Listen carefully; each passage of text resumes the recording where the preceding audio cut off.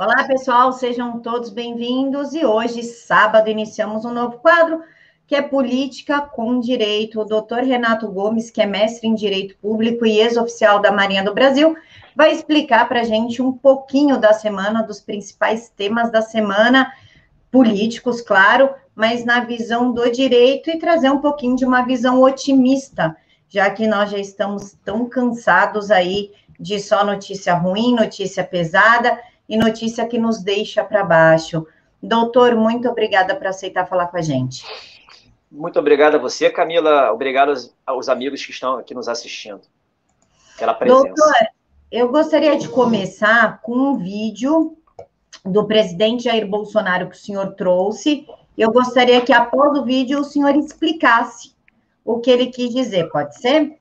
Claro, com o maior prazer. Vou especular. Como é que tá a vida aí, pessoal? Bem. Tudo bem, presidente? Tá bem? Podia melhorar, né?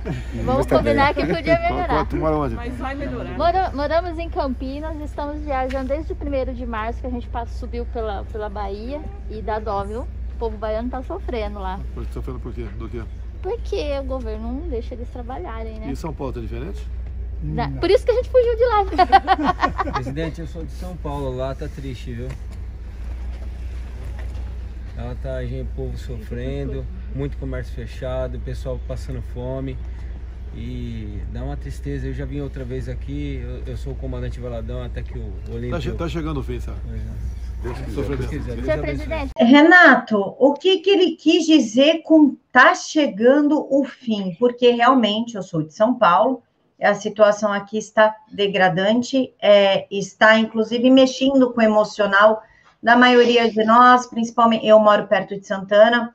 Terminal Santana virou um local para moradores de rua, e são pessoas que não têm como sobreviver. Tem pessoal que tinha comércio, que não teve como pagar aluguel, empregados de lojas que foram despedidos e não tiveram como marcar as contas. A situação aqui em São Paulo está extremamente preocupante. Em algumas cidades, como Aparecida, o pessoal está passando fome, tanto que a CEAGESP, Movimento Conservador, entre outras pessoas, estão fazendo campanha de doação de alimentos, porque o prefeito não sabe mais o que fazer em Aparecida.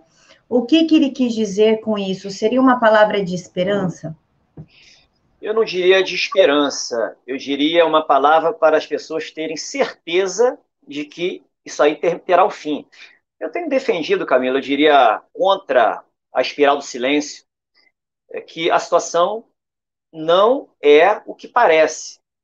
Hoje a gente vê os inimigos dando as cartas no país, um judiciário governando o país, um presidente sendo atacado por todos os cantos, seja por Ministério Público, por juízes na caneta, defensores públicos, advogados, tudo, acadêmicos, quando dá aval a esse sistema apodrecido, imprensa nem se fala, por meio desses discursos, dessas narrativas que imputam a culpa de tudo que acontece de ruim no país e escondem tudo que acontece de certo, de bom no país.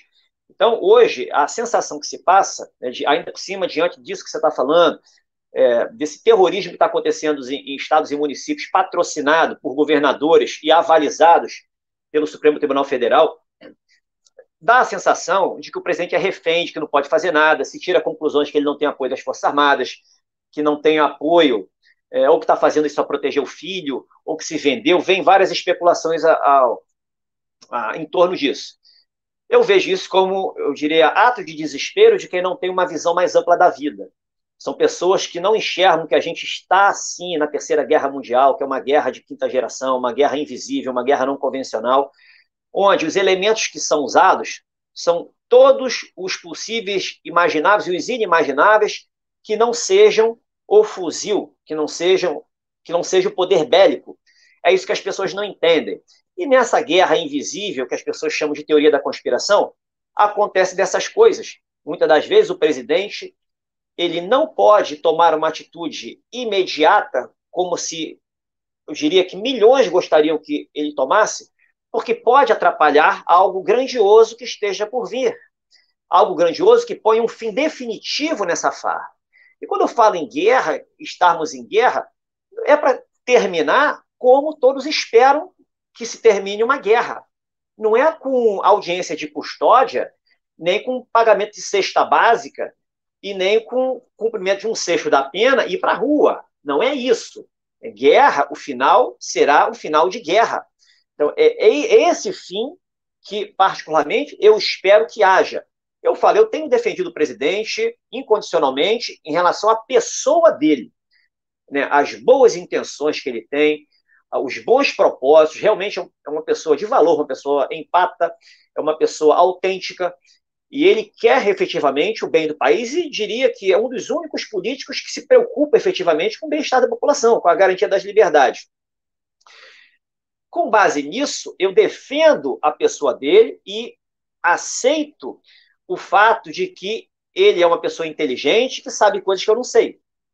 Então, aí vem aquela dúvida, né? Mas por que ele não faz nada se ele é isso e está vendo pessoas sofrerem em função de atos ditatoriais, de atos criminosos de quem tem o poder da caneta, quem tem o poder da toga, né? Quem tem o poder de comandar as instituições, esse Estado profundo que quer retomar o poder e tirar aquele intruso, né? Intruso que chegou ali por voto popular.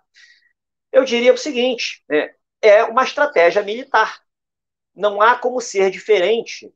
Se você parar para pensar, a gente estava até conversando da operação lá que está acontecendo na Amazônia, em várias atividades que os militares atuam e ninguém sabe, né? Por que eles estão nativos o tempo inteiro? Está tendo o reequipamento das Forças Armadas como um todo. Ninguém fala isso. Os militares estão monitorando o país inteiro, o governo está totalmente militarizado, o núcleo duro do governo é militar. Então, há coisas para acontecer. Então, o que o presidente falou hoje, essa pequena frase ali, que durou alguns segundos, apenas confirma essa minha teoria. É uma teoria, eu diria, utópica? Eu diria que não, porque há elementos fáticos que a corroboram. Não elementos fáticos daquelas evidências que estão dentro do que os 5 sentidos captam, mas elementos fáticos que você pega aí no âmbito da geopolítica, que acontece nos Estados Unidos, que acontece um fato isolado, uma fala isolada.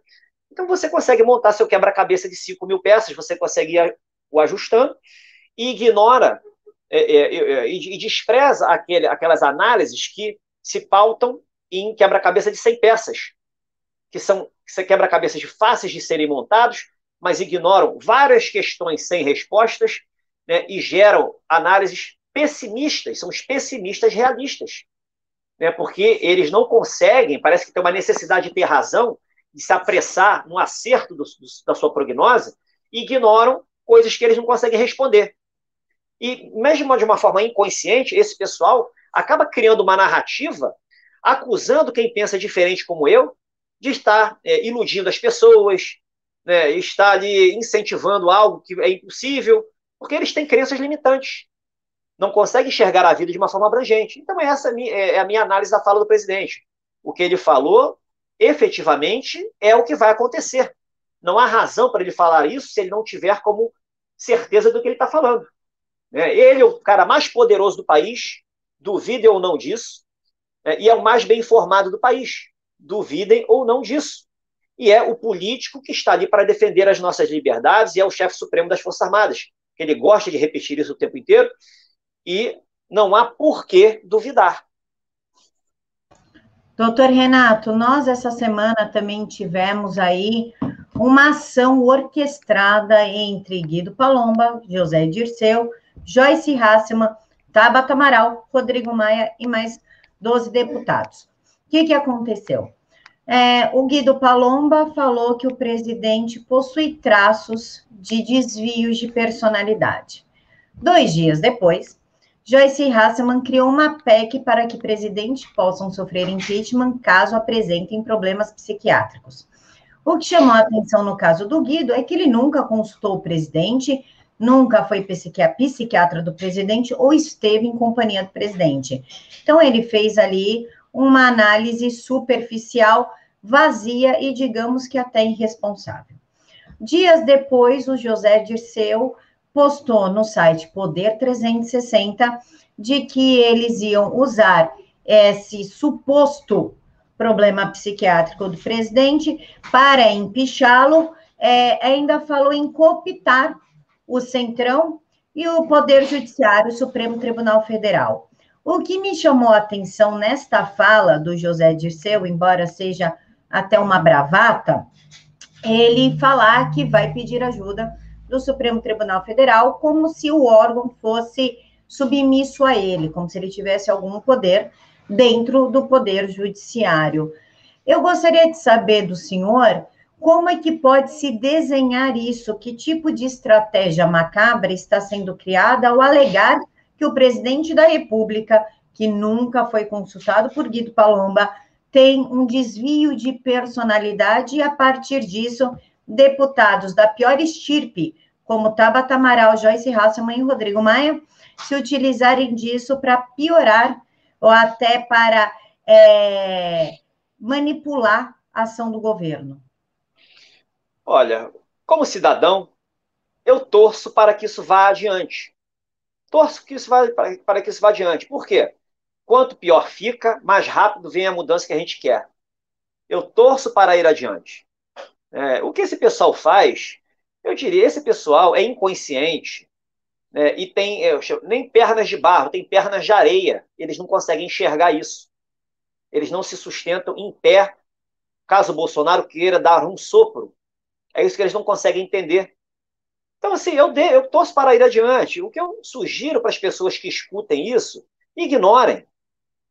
Ignorem, não levem a sério esse pessoal. A gente está numa mudança, numa fase de transição. Todas as verdades estão vindo à tona. Todo esse pessoal aí vai ter o que merece no final das contas. Relaxa, isso aí não vai dar em nada. Bolsonaro já disse, ninguém tira ele de lá no golpe. Isso aí é golpe. Eu tenho falado, golpe institucional já houve. Tá? O Brasil já é um país golpeado institucionalmente por dentro, pela manipulação semântica dos textos de lei, pela manipulação de princípios constitucionais, né, pelo arbítrio que impera hoje por parte de governadores e prefeitos, com aval de um judiciário que não tem a mínima legitimidade hoje. A gente não tem sistema de justiça. Né, e não existe democracia sem justiça, sem sistema de justiça que funcione. O nosso não funciona. Então as pessoas têm que entender isso. Entendendo isso, a questão que eu deixo aqui para reflexão, Bolsonaro não entende isso também? Bolsonaro não entende isso também. Bolsonaro é militar, foi militar. Bolsonaro, ele vivencia o militarismo já há décadas. Ele teve formação militar, foi 01 de curso. É um cara extremamente inteligente, conhece esse ambiente sujo como poucos. Já mostrou que tem percepção para identificar quem vale alguma coisa ou não. Ele já botou vários para fora do governo. Aqueles que se diziam apoiadores, por alguma razão pisaram na bola e botou para fora. Então, assim, confie no presidente. Todo esse pessoal que planeja isso subestima o Bolsonaro, subestima as Forças Armadas. Percebe? Então é isso que está acontecendo. A minha sugestão é relaxem quanto a isso, ignorem, esse pessoal pagará direitinho pelo que está fazendo. Simples assim. Doutor, nós estamos vendo aí uma articulação para derrubar o ministro das Relações Exteriores, Ernesto Araújo. Se o presidente ceder às pressões do Centrão, a próxima vítima vai ser o ministro do Meio Ambiente, Ricardo Salles. Entre um dos pontos pesquisados e abordados é que Ernesto Araújo é a última barreira para que a China entre no Brasil com a Huawei, embora estejam acusando o ministro de atrasar as importações de vacina. Isso é mentira, isso é narrativa. Ele é a última barreira para a ascensão da China, e essa pressão contra o ministro Ernesto Araújo se deu após uma reunião que ocorreu essa semana, né, a semana que passou agora, entre Rodrigo Pacheco, Arthur Lira e empresários de São Paulo. Nós sabemos que São Paulo, através do governador João Dória, o ditador de São Paulo, calça apertada, como vocês quiserem chamar, calça sufoca peru, calça vácuo, enfim, há centenas de apelidos que deixam aqui nos comentários, ele é o principal agente chinês no Brasil. Após essa reunião, o presidente começou a sofrer pressões em relação ao ministro para que se retire o ministro Ernesto Araújo do cargo, a nossa última barreira contra a ascensão totalitária da China no Brasil. Como o senhor enxerga essa análise, lembrando que o Lira já está se articulando para se aproximar da China, isso, inclusive, ele falou numa reunião que ele teve com o embaixador chinês. Lira articula-se para ficar mais próximo dos chineses. Depois de enviar carta ao governo estrangeiro, o presidente da Câmara conversou com o chefe do parlamento do país asiático. Qual o perigo que corremos e o quanto há de verdade em tudo isso? Olha, na minha leitura, isso aí para mim não passa de balão de ensaio. Qualquer decisão que o Bolsonaro tomar, eu poderia apostar isso. Não será por pressão de Congresso, de Supremo, de Senado, de Câmara, não será por isso. A intenção real é uma intenção que ele não pode falar, é inconfessável. Eu falei, a gente está no estado de guerra. A questão é muito mais geopolítica do que propriamente aqui de interesses nacionais. Eu falei, Bolsonaro segue um script. É a linha que eu sigo para justificar tudo o que está acontecendo hoje, eu diria a tolerância em relação ao que acontece, a resiliência do presidente. Então, se o Bolsonaro, por exemplo, resolver trocar o ministro Ernesto Araújo, para mim vai ter apenas um significado. É o preço a se pagar para sustentar ainda algo que está para acontecer.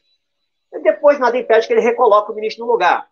Não é isso uma troca de ministro ou tentar fazer alguma coisa para distensionar a pressão hoje que existe desses bandidos contra as pessoas, contra a sociedade, contra o governo.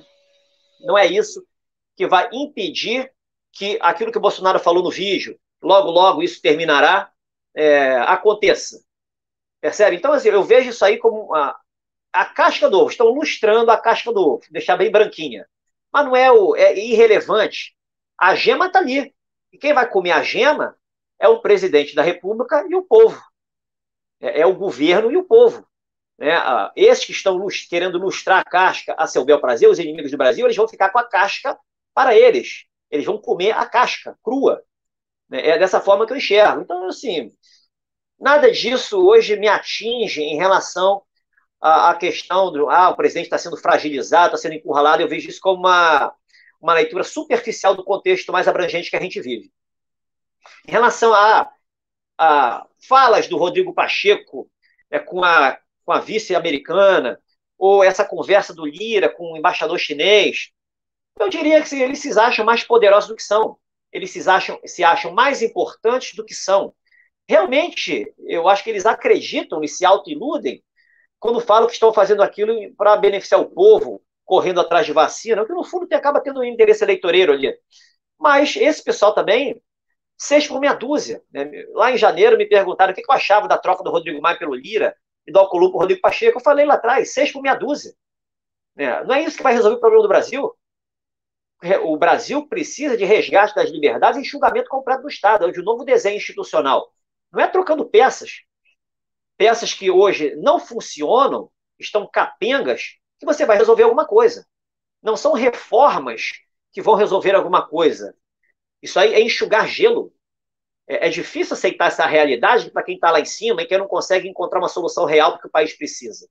O que a gente precisa é troca de peças, é faxina, é enxugamento completo do que está aí. Essa é a realidade, é resgate das liberdades. Como o Bolsonaro falou, devolução das liberdades. Será que eu vou ter que tomar uma medida mais dura? Vai chegar o momento. E vai chegar o momento. A fala de hoje dele confirmou isso. Logo, logo vai acabar. Doutor, nessa semana também tivemos a notícia da ONU que mais de 30 milhões de pessoas estão a um passo da fome extrema. A OMS veio ao público falar que nunca advogou em prol do lockdown e que isso realmente aumentaria a miséria se acontecesse. Mesmo assim, os governantes estaduais decidiram pelo lockdown extremo, levando inclusive a América Latina a um passo da miséria extrema, como diz a matéria divulgada pela própria ONU. Ela diz o seguinte, que entre os países que estão a um passo da fome extrema, incluindo o Afeganistão, Síria, Líbia, o Haiti e a América Latina. O diretor da FAO, que é a da parte alimentar da ONU, diz que o sofrimento é alarmante. Temos a responsabilidade de agir agora e rapidamente para salvar vidas, salvaguardar meios de subsistência e prevenir que a situação se agrave. Na minha visão, doutor, na minha visão de leiga, de jornalista, digamos assim, é que esse vírus está sendo usado como uma forma de uma limpeza étnica, né? Mata os idosos, ou seja, alivia a previdência social, e mata os pobres, seja por impedir que eles tenham acesso ao tratamento precoce, seja pela fome, pelo desespero e pelo desemprego. Como o senhor vê esse relatório da ONU divulgado na segunda-feira, no dia 24, em relação ao lockdown, a proibição do tratamento precoce, inclusive levando o PSOL a recorrer a instâncias como o Supremo Tribunal Federal para impedir que o tratamento seja utilizado por prefeitos, e, claro, o PCdoB, que entrou no Supremo Tribunal Federal contra o auxílio emergencial, retardando o acesso dessa população vulnerável ao valor dado pelo presidente Jair Bolsonaro. Olha, na minha ótica, eu não levo em consideração essas entidades aí, essas entidades mundiais globalistas, né? OMS, OIT, e FMI, esse pessoal daí. O que a ONU fala, o que a ONU, OMS falam é irrelevante para mim, né? Para as minhas análises. A questão é, o que eles falam lá fora, quando convém aos interesses globalistas e esquerdistas aqui de dentro, são seguidas à risca e servem como premissas para os atos ditatoriais. Quando eles falam alguma coisa que não convém aos interesses dos que querem voltar ao poder na marra, como, por exemplo, ao interesse de deixar a população faminta, desempregada, dependente completamente do Estado, cada vez mais refém, eles aqui ignoram. Então, o que a OMS falou que nunca defendeu o lockdown. Ok, isso aqui não chega. A narrativa construída pelo Supremo Tribunal Federal, ratificada pelo Supremo Tribunal Federal, e repetida ali o tempo inteiro por governadores e prefeitos que querem efetivamente escravizar a sua população por esses atos criminosos, sempre se valendo do direito à saúde, né? A gente está vendo o que está acontecendo. Isso faz parte da guerra. Mais uma vez, eu me apego às palavras do Bolsonaro. Isso logo, logo vai acabar. Então, assim, eu não vejo... Assim, para mim é irrelevante esses discursos, essas narrativas. Eu não levo em consideração muito isso. Isso não me afeta em nada, né? O que a OMS fala, tanto faz, tanto fez. O que eu gostaria de ver seria o ataque a essas narrativas aqui, mas na raiz, na causa do problema. Não é você atacar o conteúdo da narrativa porque ele é imbatível, porque ele é todo numa direção só, né, em conluio, imprensa, sistema de justiça, políticos que querem derrubar o presidente. O que eu gostaria de ver é os construtores dessas narrativas serem derrubados. É nisso que eu aposto, é nisso que eu confio que vai acontecer. Então, assim, é ter paciência, não tem jeito. A gente tem que ter um momento de confiança, de alta reflexão e jogar todas as fichas nas costas do presidente da República. Doutor, na sexta-feira, dia 26, foi decretado o Comitê de Combate à Pandemia. Nesse comitê, nós temos ali o Rodrigo Pacheco, Arthur Lira, pessoal, né, Congresso como um todo, com o Ministério da Saúde. O que acontece dentro desse comitê? A impressão que dá é que os envolvidos terão mais voz ativa que o presidente em relação à tal da pandemia que nós chamamos de pandefraude, né? Tendo em vista que as coisas aumentaram muito, as contaminações aumentaram muito após a vacinação, mas nós não podemos lidar com alguns assuntos na internet. Tudo tem que virar um tabu em relação a essa vacinação. Então, o que dá a impressão é que esse comitê serve mais que o presidente foi mal aconselhado e que esse tal do comitê passa muito mais poderes para o Congresso e para o Ministério da Saúde do que para o presidente em si. Inclusive, o Fux fez parte dessa reunião que ocorreu na quinta-feira e ele disse que o Poder Judiciário não pode se envolver tanto assim, não pode fazer parte ativa do comitê, mas ele disse uma frase que me chamou a atenção. O Supremo Tribunal Federal, o Poder Judiciário, é o último player a aferir a legitimidade dos atos que são praticados e não pode participar diretamente deste comitê. Entretanto, com esses problemas da pandemia, existem soluções rápidas. Nós vamos verificar estratégias capazes de evitar a judicialização, que é um fator de demora na tomada de decisões. E por que essa frase do Fux me chamou a atenção? Pelo simples motivo que o Supremo Tribunal Federal vem legislando em relação à pandemia desde abril de 2020, inclusive dando poderes a governadores, prefeitos, aceitando todas as ações que Rede, PSOL, PCdoB e DEM entram no Supremo para deslegitimar ações do presidente. Eu gostaria de saber a sua visão em relação ao comitê e à fala do Fux enquanto advogado.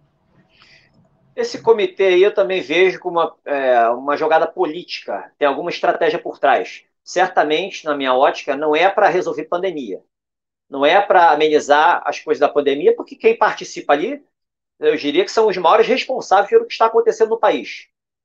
Óbvio, tira ali os governadores que estão ali, mas são responsáveis também porque trancam tudo.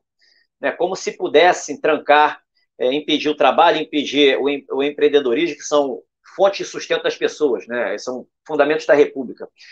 Eu vejo isso aí apenas como uma razão política e algo que está por trás. O presidente teve a iniciativa, mas eu não sei qual é a intenção real dele. Então, se vendeu a ideia de que é para tratar da pandemia, para tomar ações conjuntas. Eu não acredito nisso. Tá? Renato, que não acredita nisso. Quanto à declaração do Fux, olha, eu não gosto de nada que vem daquele Supremo. Eles falam coisas ali que não se sustentam em pé. A desonestidade intelectual desse tipo de conteúdo é grosseira. Dizer que o Supremo vai avalizar, o Supremo é responsável pelo caos do país hoje. Ele avaliza a ditadura. Ele toma decisões nefastas contra o país, contra as pessoas. Todas as decisões que ele toma em favor, supostamente, da saúde, é para quebrar empresas, destruir empregos, avalizando as ditaduras locais e regionais. Todas. Ele não avaliza nenhuma decisão de políticos, prefeitos ou governadores, até governadores eu acho que nem houve, mas de prefeitos, sobretudo, que decidiram deixar suas cidades abertas.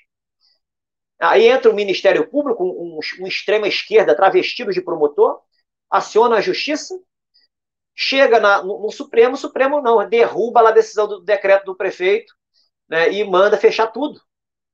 Todas as decisões são para fechar tudo. São decisões que agrada essa ideologia progressista de esquerda que quer destruir, no fundo, o governo. E o Supremo vem com essa balela de que está ali, que não pode participar. Primeiro que ele não vai participar, que ele não deveria mesmo, que isso aí é uma questão política. Agora, é muita cara de pau dizer que está ali para tomar decisões em prol da saúde das pessoas, se ele é o maior responsável pela essa situação caótica em que o país vive, deixando as pessoas ali com problemas de depressão, levando ao suicídio, gerando praticamente o caos social, enquanto, paralelamente, solta tudo quanto é tipo de bandido, praticamente inviabiliza todas as coisas boas que o governo federal vem tentando fazer.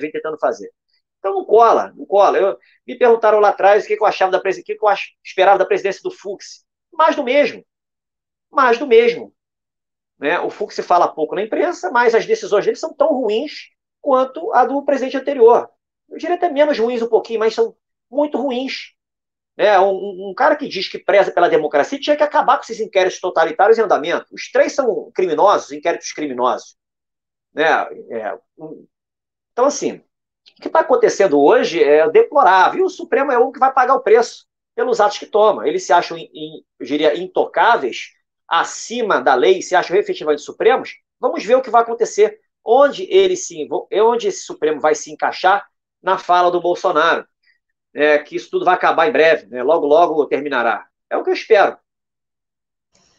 Doutor, nós sabemos do fracasso do lockdown, que não reduziu o número de contágios nem de mortes, tanto que São Paulo lidera o estado com mais mortes pelo flango-flito na gestão do Agrippino Calça Apertada. O Agrippino falou que ia voltar atrás em relação ao lockdown, que não tomaria mais medidas restritivas, e estranhamente o Ministério Público de São Paulo absurdamente aparelhado e sob o comando do PSDB, o partido do tucano ditador, entrou com uma ação pedindo explicações. Como assim, João Dória, você não vai fazer lockdown?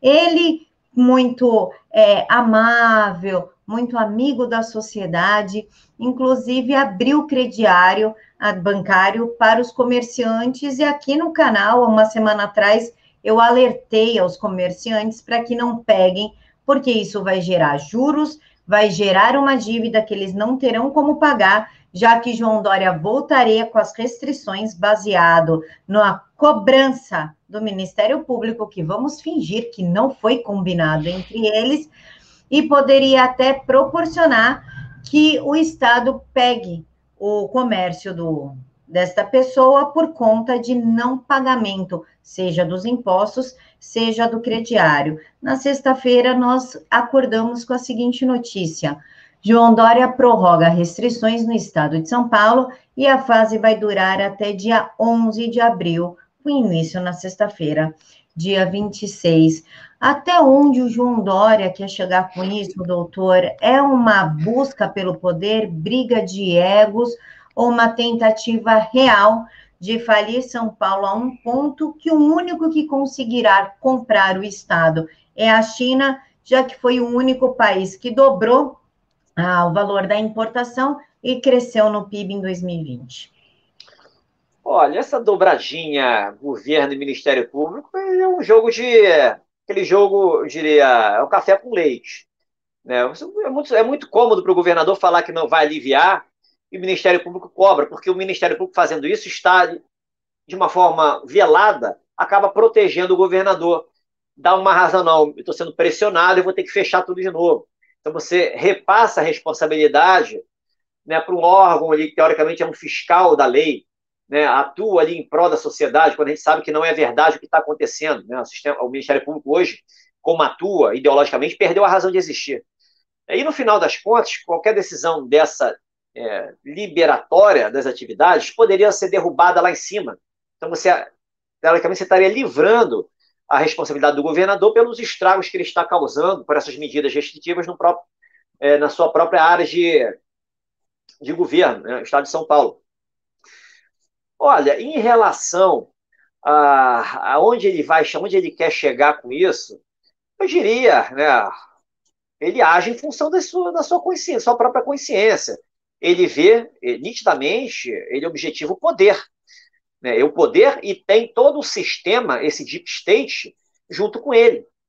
Então, como ele se acha impune, ele tem a garantia efetiva da impunidade por parte do sistema de justiça, por enquanto, está agindo livremente.